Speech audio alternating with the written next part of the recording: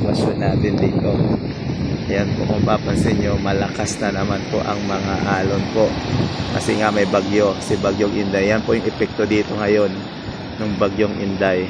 At simula na po ang ulan po.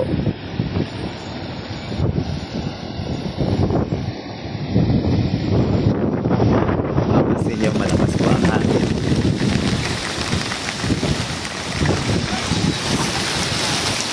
Ayan po, hinahangin po dito. Hinahangin po kami ngayon dito sa tabing dagat. Ayan po. Hinahangin po kami, hindi makapagpagda ang mga isda po.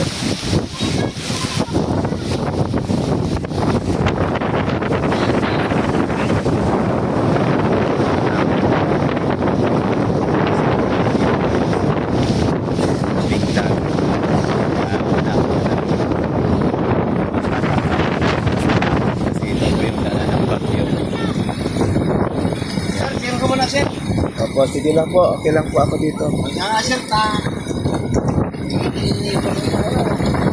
Dito bulan tayo.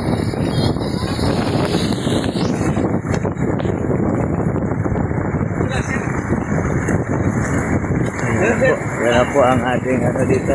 Sitwasyon. Malakas po ang hangin ngayon dito mga ka-viewers.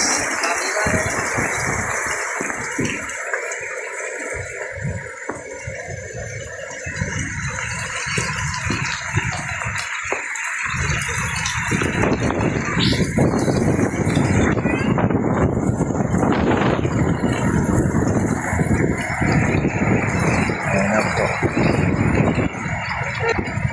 Ano tayo, sir? Ha? May ulan-ulan. So, ito na po talaga yung bagyo. Parating na dito. Yung. Ito na po yung hagupit ni Inday dito sa tabing dagat. Talagang delikado po ang sitwasyon dito ngayon sa napakalakas na hangin at ulan mga ka-viewers. Sir, Opo, sige lang po. tapos ka dyan.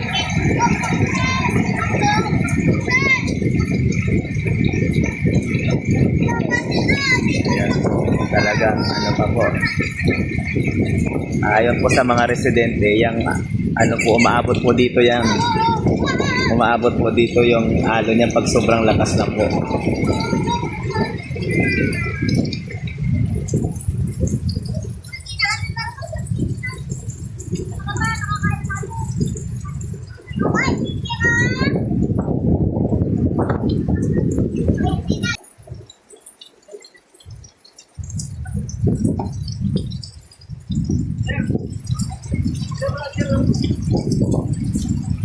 Po namin, sir, dyan. Ayan po dito, lakas-lakas po ng ulan ngayon dito. Buti di pa talaga sobrang lakas ng hangin. So ayan po yung dagat, yung mga bangka po nila nasa taas.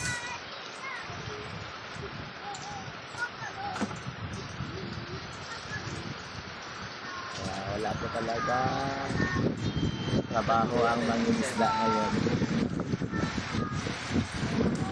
Ako nga, sir, wala namang labot na yun, wala na yun, tagal na yun. Ayan, dito mga ka-viewers.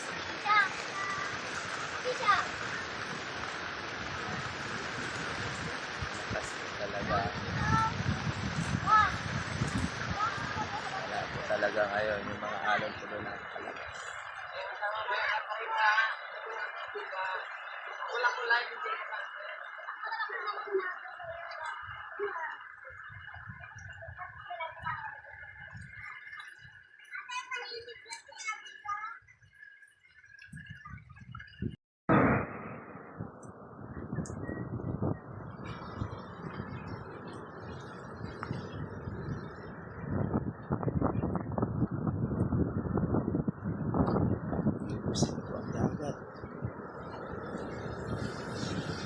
Panahon ng bagyo, masungit ang panahon.